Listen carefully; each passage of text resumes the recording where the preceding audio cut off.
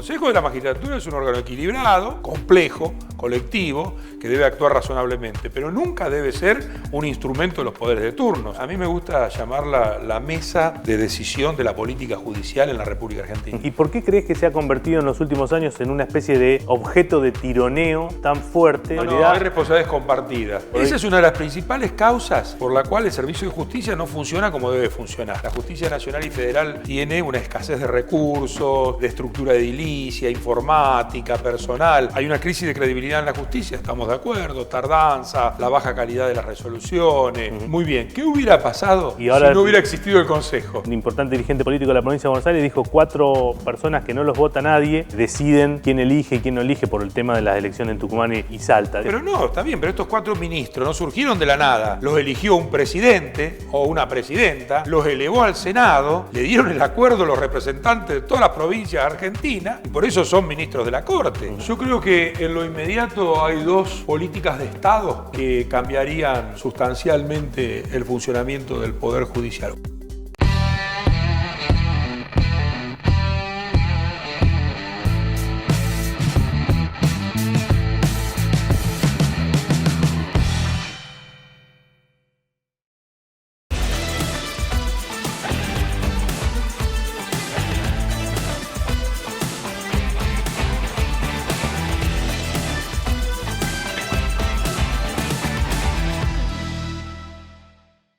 Miguel, contanos un poco, el Consejo de la Magistratura ha estado en los últimos 2 o 3 años, por lo menos, siendo por ahí noticia muy del tema político, muy del tema técnico, pero a mí me gustaría que de esta charla surgiera o pudiera un espectador cualquiera entender qué es lo que hace y por qué es tan importante el Consejo de la Magistratura. Primero, decir que vos sos integrante del Consejo de la Magistratura desde el año pasado, pero después vamos a entrar ahí. Pero primero, una definición conceptual.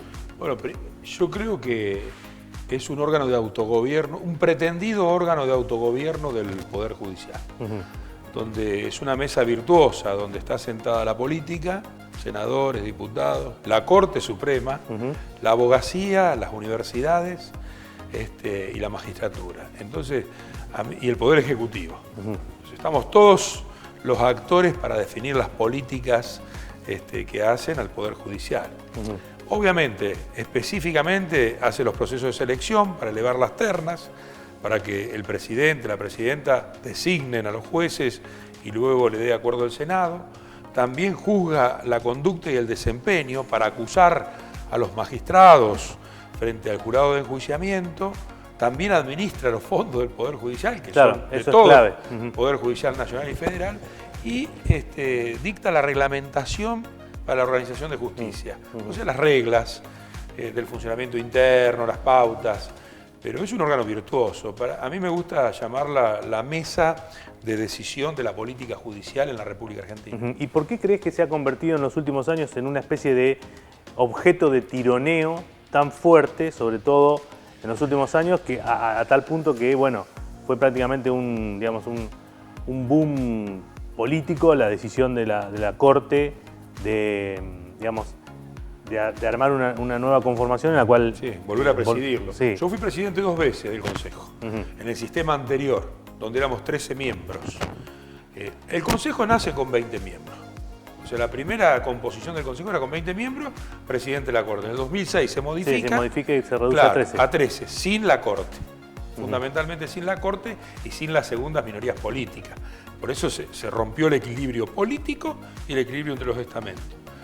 Fines del 2021, la Corte dicta el fallo Colegio Ciudad de Buenos Aires, vuelve la Corte al Consejo de la Magistratura y bueno, hubo un año muy duro el que pasó. La última composición del Consejo de la Magistratura, una parte con 13 y una parte con 20, tuvo resultados muy magros para lo que requiere. Nosotros tenemos hoy, superamos las 250 vacantes sobre una plantilla de 1000 jueces, juezas aproximadamente. O sea, el 25% de las vacantes del Poder Judicial de la Nación están sin cubrir. Sí, sí. ¿Y eso es por culpa, por responsabilidad? No, hay responsabilidades compartidas. Una parte están en el Consejo, una parte están en el Poder Ejecutivo y otra parte están en el Senado. Pero La Plata, por ejemplo, hoy tiene un 50% de vacantes. Hoy. ¿A La Plata qué le falta? No, le falta hasta camaristas, jueces de primera instancia, la jurisdicción de La Plata, que alcanza hasta Junín. Sí. Obviamente nosotros estamos hablando de la jurisdicción. Entonces, hoy tenemos una parte de concursos que se están haciendo en el Consejo de la Magistratura, otros pliegos que están en el Poder Ejecutivo y otros que están en el Senado. Pero en total el 50%, con lo cual estamos poniendo... y eso obviamente resiente sí, absolutamente. el funcionamiento, y eso es lo que se nota, digamos. Por eso es que hoy por Esa hoy... es una de las principales causas por la cual el servicio de justicia no funciona como debe funcionar. O sea, estamos hablando en la media nacional 25%. Es como si a ustedes les faltara el 25% o el 30% del personal. O sea, funcionar bien no van a funcionar bien. Esto es una de las principales causas. Después, por supuesto, la justicia nacional y federal tiene una escasez de recursos, de estructura edilicia, informática, personal, porque hay un problema. Demográficamente, la Argentina crece como todos los países del mundo. Nosotros, entre el censo anterior y el actual, hay 10 millones de diferencia. Digo, sí, más o menos, sí. Pero la estructura de la justicia nacional y federal no creció en paralelo. Y la conflictividad se hizo más compleja. ¿Por qué más compleja? Conflictos ambientales, consumidor, violencia familiar. Digo, la gente ve la justicia en su totalidad. No ve que la justicia federal en el interior, acá, es una justicia de excepción. Porque no nos olvidemos que hay justicia nacional y justicia federal dentro del ámbito del Consejo de la Magistratura. Y la justicia nacional impacta, por supuesto, en la Ciudad Autónoma de Buenos Aires, la capital federal, pero no impacta en el resto del país, pero sí la justicia federal. Y acá tenemos el Juzgado Federal Electoral, que es el más importante de todo el país, porque acá está el 40% del padrón. Entonces, la importancia que tiene el Consejo de la Magistratura es sustancial, estructural. Yo soy uno de los que observa al Consejo como un órgano virtuoso. ¿Por qué? Porque le permitió a la sociedad civil, a través de la abogacía, la magistratura, la academia, incorporarse a esta mesa de decisión institucional. ¿Y por qué crees que, digamos, a 20 y pico de años, casi 30 años de que se instauró... 23 desde que está funcionando. Bueno, digamos, la sociedad no percibe esa virtuosidad que supuestamente debería tener? Yo creo que no lo percibe. A mí me gustaría hacer una reflexión. El desafío es, ¿qué hubiera pasado con... Hay una crisis de credibilidad en la justicia, estamos de acuerdo, tardanza, la baja calidad de las resoluciones. Muy bien, ¿qué hubiera pasado si no hubiera existido el Consejo? O sea, usted imagine... Contrafáctico, pero, ¿cuál es la teoría? Y la teoría es que todos han pasado por un proceso de selección que por lo menos limita la discrecionalidad política. Porque de lo contrario, el 76% de los jueces y juezas de la Argentina, nacional y federal, no estoy hablando provincial, fueron designados por un gobierno de un mismo signo político. Estamos hablando de que el 3,5 corresponde a la Alianza ya en el año 2000-2001, un 20%, un 20 y pico por ciento al gobierno de Cambiemos, cuando fue el gobierno de Cambiemos, y un 76% a un gobierno, el gobierno actual, pero también que tuvo varios periodos. Entonces, si no hubiera tenido esa discrecionalidad política, un achicamiento de su margen de decisión, antes de eso era puramente político. Era más discrecionalidad. Sí, la famosa servilleta de Bueno, usted está Corach, diciendo por ejemplo. Justamente uno de los motivos que fue invocado, la crisis de credibilidad para reformar la Constitución. Esto de que se juntaban tres políticos, anotaban en una servilleta. Sí, hoy que hay por lo menos un proceso de selección que yo lo contemplo y estoy ahí para cumplir ese rol. Que sea serio, transparente, eficiente. A lo mejor demora más. Demora el proceso de selección porque todavía tenemos... En mi periodo anterior nosotros elevamos 309 ternas. Estamos hablando siempre sobre 1000. 309 ternas en 4 años. En el periodo que pasó, este último, están en 83 ternas. En un periodo anterior, 45 ternas. O sea, el Consejo tuvo buenas y malas épocas en cuanto a los resultados. Pero no cabe ninguna duda que el proceso de selección achica la discrecionalidad política. Miguel, y a esa frase o a esa idea que existe de que los jueces están demasiado amañados a cuestiones políticas, que van detrás de la ola del poder o de los que tienen, a la altura de los gobiernos, digamos, que eso se puede revisar, se puede revertir o se puede por lo menos invertir esa idea. ¿Existe la posibilidad o es simplemente una construcción que se ha hecho desde lo mediático y demás? No, hay dos cuestiones. Primero, hay una justicia diferente. La justicia del poder es la que juzga al poder, la que es competente, contencioso administrativo federal, juzgados federales competentes, por ejemplo, en delitos que involucran a funcionarios públicos. Esa es la justicia que le toca juzgar al poder. Pero después está la justicia de la gente. La justicia nacional son más de 500 jueces y juezas que se ocupan de la justicia de los delitos civil, delitos ordinarios, laboral, comercial. Digo, tampoco pongamos todo en el mismo parámetro de análisis. La justicia que le toca lidiar con el poder, con los delitos, con la obra pública, con todas esas cuestiones, es una justicia que tiene un desafío muy grande, no en la Argentina, en el mundo. En el mundo. Es lo que acá se denomina lo del Comodoro Pi, digamos. Bueno, Comodoro Pi es una de las manifestaciones, pero es la justicia federal penal. Porque es la que concentra por ahí mayores casos. Pero también está la justicia federal penal al interior del país, que le toca el narcotráfico, el contrabando, la trata.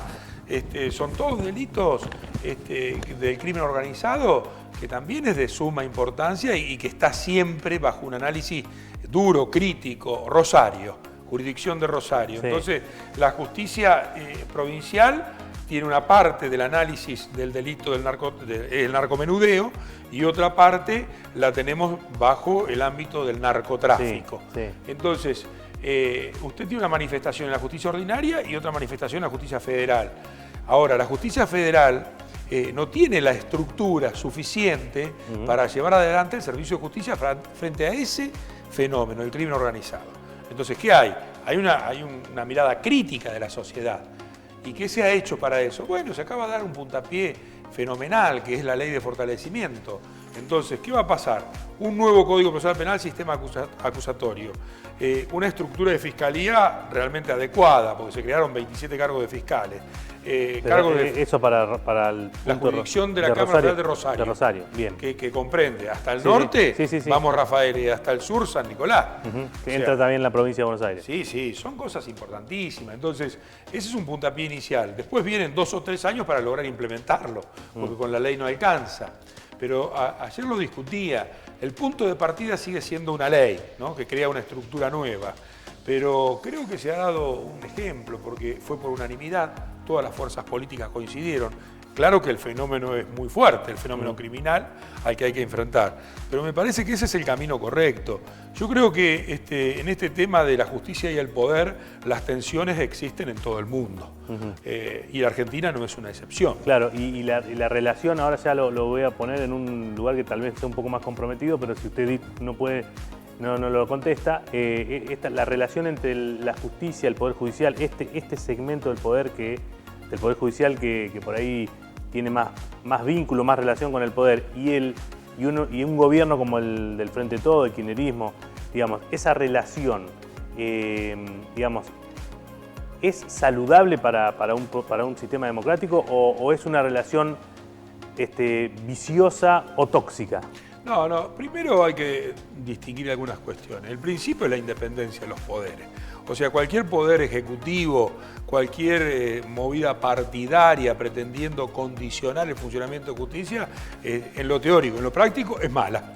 Y ocurre, hay intentos. Y usted vio la Asamblea Legislativa, la apertura, lo que sucedió frente a las suspensiones de las elecciones, o sea, un ataque hacia la Corte Suprema. La Corte Suprema hoy y siempre es la cabeza del Poder Judicial, pero un juicio político que nosotros entendemos no tiene fundamentos para ser llevado adelante, se lo lleva igualmente adelante. Eso condiciona o pretende condicionar el funcionamiento de la justicia. Eso es malo, tóxico, negativo, como usted lo quiera llamar.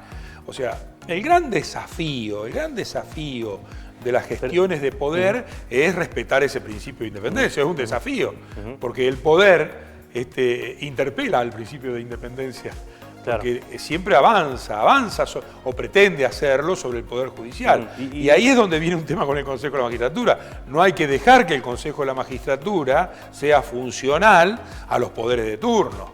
O sea, el Consejo de la Magistratura es un órgano equilibrado, complejo, colectivo, que debe actuar razonablemente, pero nunca debe ser un instrumento de los poderes de turno, si no, ese principio de independencia nunca se va a lograr. Y digamos, desde el Consejo de la Magistratura se percibe que efectivamente hay una tensión y se intenta buscar alguna forma de salir de esa tensión. Digo, supóngase que sea porque efectivamente los 4 miembros de la Corte ahora no le gusta el kirchnerismo o por lo que sea. Digo, ¿hay una forma de salir de eso para evitar este tipo de roces? En el Consejo el presidente se ha manejado de forma razonable, equilibrada, respetuosa. El presidente es el presidente de la Corte. Sí, que yo vengo con conocimiento de los dos sistemas. A mí me está tocando este ahora. En el anterior el presidente fui yo. Quiero decir, yo vengo de un sistema que me tocó presidirlo 2 veces y en otra ser vicepresidente. Ahora me toca este nuevo desafío donde el presidente es presidente de la Corte. ¿Es mejor o peor? Desde ya le digo que es mejor, porque usted tiene a la cabeza de un poder discutiendo, participando de las deliberaciones, del debate, de lo que es el diseño de la política judicial. Eso es muy virtuoso. Está bien. ¿Es virtuoso o es estar en los dos lados del mostrador? No. Pero hay algo que no se entiende. El Consejo de la Magistratura es un órgano permanente del Poder Judicial. Claro, usted está eligiendo los jueces del Poder Judicial, está juzgando la conducta de los integrantes del Poder Judicial, está manejando los fondos del Poder Judicial, está reglamentando la organización de la justicia y no quiere que esté la cabeza del Poder Judicial. Me parece una cosa que tiene un alto grado de incongruencia. Entonces, yo digo, más allá de que sea más dificultoso o menos dificultoso, yo veo muchos aspectos positivos, pero la Constitución establece que los jueces de todas las instancias, incluida la Corte, deben integrar el Consejo. Y yo no he visto hasta ahora en estos meses que llevo conviviendo con el presidente de la Corte que haya sido negativo, todo lo contrario. Digo positivo, con un buen gesto. El otro día ocurrió un hecho político que salió publicado, donde un determinado número importante de consejeros se levantó y se retiró de la reunión de labor que preside el presidente de la Corte, diciendo que no iban a compartir esa mesa de discusión con el presidente de la Corte por las manifestaciones que había tenido en una conferencia y por los fallos estos que estaba señalando de San Juan y Tucumán. Pero el resto de los consejeros nos quedamos. Nos quedamos en número y representación suficiente como para que el Consejo funcione.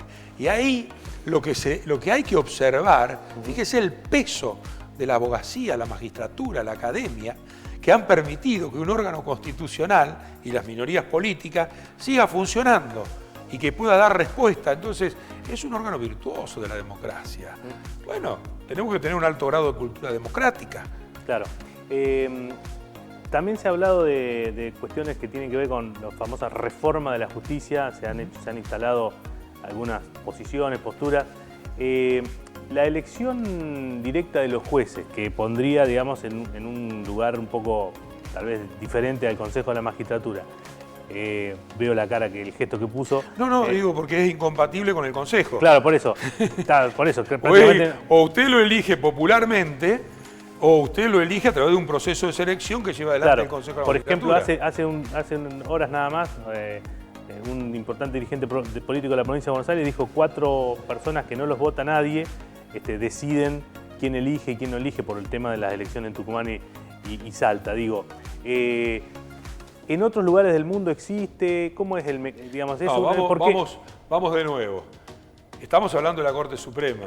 En la mayoría de los lugares del mundo, como usted dice, la Corte Suprema se elige con participación. Porque no es que estos 4... con elección directa, digamos. Está bien, pero estos 4 ministros no surgieron de la nada. Los eligió un presidente o una presidenta, los elevó al Senado, le dieron el acuerdo a los representantes de todas las provincias argentinas y por eso son ministros de la Corte. Mire, en el caso de los consejeros de la magistratura, los jueces son elegidos por los magistrados, no por el pueblo. A nosotros nos eligen los abogados y abogadas, a los académicos los elige indirectamente el SIN y otra elección indirecta las facultades de Derecho. O sea, son distintas formas. Ahora, hoy en la Constitución para seleccionar un juez hay que pasar por el Consejo de la Magistratura. Digo, ¿es una construcción posible la de elección de jueces directamente desde la ciudadanía o es algo que no está...? No, hoy no es posible constitucionalmente hablando, así que tendríamos No, bueno, pero es una reforma, si hace una reforma... Tendría que haber un consenso en la sociedad sobre esa forma de seleccionar los magistrados. Pero usted me pregunta si yo lo veo conveniente o inconveniente. Sí, no, yo creo que hay que pasar por un proceso de selección técnica, de idoneidad técnica, vocación democrática, compromiso constitucional, profundo conocimiento del derecho, de los valores que hacen a la justicia, y para eso necesitamos estos órganos, cualquiera sea la medida, porque las provincias también tienen órganos como el nuestro, con mayores o menores facultades. Ninguno tiene a lo mejor la administración de los recursos, pero la administración de los recursos también hace a la independencia del poder. Claro. Porque usted administra los recursos y es, por lo menos la autarquía, que es un concepto cercano a la autonomía, o que articula con el de autonomía, le permite a usted manejar la ejecución de su propio presupuesto. Eso es una nota de independencia, además, ¿no? Libera de posibles presiones. Sí, siempre y cuando la plata alcance. Porque Bueno, si la plata no alcanza hay que pedir refuerzos presupuestarios y hay que pedírselos al Poder Ejecutivo. Claro. Así que todo tiene... Mire, yo creo que una palabra que hay que utilizar, hay que aprender, es cultura democrática y republicana. Hay que acostumbrarse que las instituciones que han sido pensadas por los constituyentes, que con un alto consenso, están ahí para nosotros entrenarnos en esta cultura democrática y republicana, de integrarla, respetarla y hacerla funcionar. Miguel, y digamos, si no es por ese lado la posible reforma, ¿qué cuestiones podrían incorporarse al sistema actual que tendieran a mejorar? Dos cuestiones, digamos, la transparencia o por ahí la imagen en todo caso del sistema, y tal vez el otro problema, creo yo, que debe ser el tema de la celeridad. Digo, esas dos cuestiones, ¿hay algún instrumento que pueda reformar el sistema, que se podría incorporar, que usted cree que puede andar? Yo creo que en lo inmediato hay dos políticas de Estado, dos políticas de Estado que cambiarían sustancialmente el funcionamiento del Poder Judicial. Una, usted me dio dos para elegir. Una, para el proceso penal, que es la implementación del sistema acusatorio en todo el país. O sea, fiscal y juez. Fiscal y jueces, porque los jueces son unos de garantía, otros de revisión y otros de ejecución. ¿Cómo funciona la justicia penal en la provincia de Buenos Aires? ¿Cómo funciona? Similar, son sistemas que tienen similitudes, no son lo mismo. Pero bueno, hoy está funcionando en Salta y en Jujuy. O sea, el Código Procesal Penal Federal, implementarlo en todo el país. Esa sería una gran decisión de un nuevo gobierno. Es decir, que la Comisión Bicameral disponga la implementación del sistema acusatorio en todo el país. Y lo que hoy se está haciendo para Santa Fe, esa ley de fortalecimiento, debería replicarse según las necesidades y el mapa judicial en todo el país. Esa sería una transformación fundamental. Y digo fundamental. Y la otra, desde mi humilde punto de vista, que la puede hacer el Consejo de la Magistratura, y ahí está lo virtuoso, es la revolución tecnológica. Implementar las herramientas tecnológicas, la inteligencia artificial, que eso no solo va a acortar el plazo en los procesos judiciales, sino que lo va a hacer más transparente y está vinculado con un elemento que es fundamental, que nos va a costar mucho más, que sería una tercera opción para mí, si tuviera que elegir, que es la participación ciudadana en la administración de justicia en el ámbito nacional y federal. Algunas provincias lo tienen. Juicio por jurado. Pero juicio por jurado no para delitos importantes, claro, lesa humanidad, ambientales, delitos penales económicos, corrupción, narcotráfico. Digo, eso es verdaderamente transformador y revolucionario para un sistema de justicia. Sistema de audiencias públicas, todas estas herramientas de participación ciudadana, acceso a la información pública irrestricta en el ámbito de los datos relacionados con el Poder Judicial, todas estas herramientas de la participación ciudadana en la administración de justicia son tres aspectos que para mí transformarían el sistema de justicia en la República Argentina.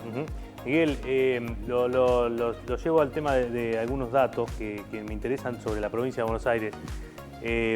Decía que el 50% del fuero en el departamento judicial, para decirlo de alguna manera, no sé si se llama así, ¿no? No, se llama jurisdicción de la Cámara Federal de Mar del Plata. De La Plata. Ajá.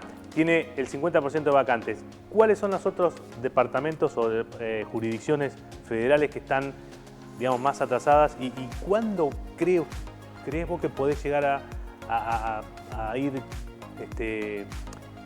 completándose esas vacancias? Digamos? ¿Qué plazos hay? Primero estaba también una situación sumamente crítica. Rosario ha mejorado ahora. Sí, pero en la provincia.